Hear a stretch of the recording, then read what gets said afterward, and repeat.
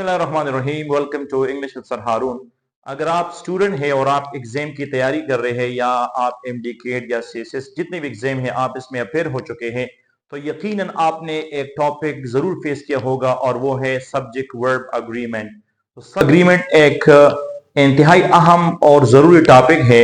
आज से हम सब्जेक्ट वर्ब अग्रीमेंट के जो टॉपिक है इसके बारे में मुख्तलिफ लेक्चर शुरू करने वाले हैं, क्योंकि ये बड़ा टॉपिक है, इसको मैं मुख्तलिफ लेक्चर में करूंगा। हर लेक्चर में मैं एक या दो या तीन रूल आपको बयान करूंगा ताकि आप पर बोझ न बन जाए और आप आसानी के साथ सीख जाएं।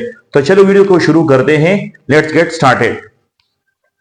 सबसे पहले याद रखें कि सब्जेक्ट वर्ब अग्रीमेंट को कंकोर्ड भी कहता है।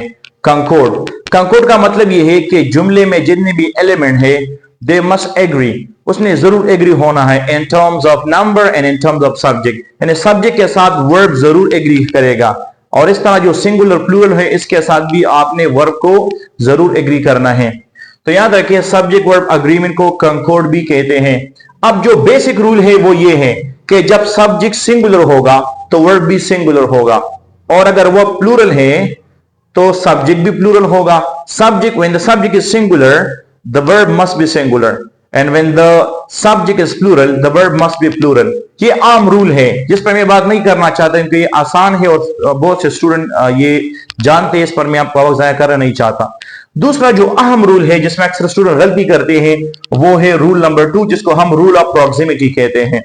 रूल ऑफ प्रॉक्सिमिटी एक इंतहाई अहम पॉइंट है जिसमें अक्सर स्टूडेंट गलती करते हैं। याद रखें रूल ऑफ प्रॉक्सिमिटी को प्रिंसिपल ऑफ प्रॉक्सिमिटी भी कहते हैं। इसका मतलब यह है कि the verb must agree with the nearest subject. जब भी जुमले में दो सब्जेक्ट हो जिसको हम कोरिलेटिव कंजंक्शन के साथ मिलाते हैं तो वर्ब उस सब्जेक्ट के साथ एग्री करेगा जो इसके करीब हो। एग्जांपल की तरफ देखें, और इसमें तीन किस्म के जो वर्ब है वो इस्तेमाल होते हैं, तीन किस्म के कंजंक्शन, आइदर और, नाइदर नॉर और नॉट ओनली बट। ये तीन किस्म के जो कोरिलेटिव कंजंक्शन है इसमें इस्तेमाल होते हैं। तो याद रखें पहला जुमला है either my brother nor my parents. अब यहां दो सब्जेक्ट हैं, एक है माय ब्रदर और दूसरा है माय पेरेंट्स।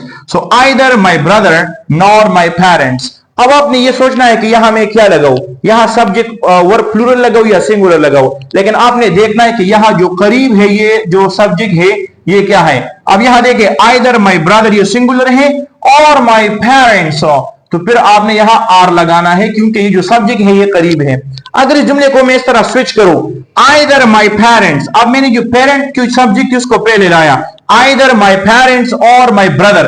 अब मेरा जो भाई है वो सिंगुलर हो गया तो इसको मैं यहां इसके लिए इज लगाता हूं, आइदर माय पेरेंट्स और माय ब्रदर इज कमिंग। दूसरे एग्जांपल की तरफ देखें, नाइदर वाला, नाइदर द टीचर, तो इसमें सब्जेक्ट है the teacher, not teacher nor the student और नो स्टूडेंट्स, तो neither the teacher nor the student. अब यहां देखिए ये जो स्टूडेंट है ये यहां प्लूरल है, जब ये जो नियरेस्ट सब्जेक्ट है ये प्लूरल है तो हमने यहां आर लगाना है, या दूसरा भी जब वर्ब आता है तो आपने प्लूरल वर्ब लगाना है, यानी गो भी लगा सकता है, आप राइट भी लगा सकते हैं, लेकिन आपने कंटेक्स्ट को देखकर लगाना है।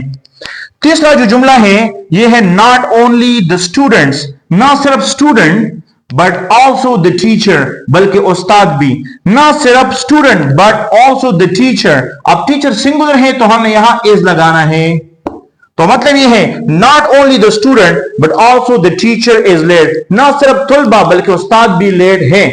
अब इसको अगर मैं स्विच करूं नॉट ओनली द टीचर, अब टीचर को मैंने पहले लाया बट ऑल्सो द स्टूडेंट और स्टूडेंट आखिर में आ गए, तो ये अब आपने यहां जो प्लूरल सब्जेक्ट है इसके साथ इस वर्ब को एग्री करना है। तो जुमला इस तरह बनेगा not only the teacher but also the students are late. So I hope you got the point. If you have any problem, you can share with me in the comment box. Thank you for watching the video. Thank you.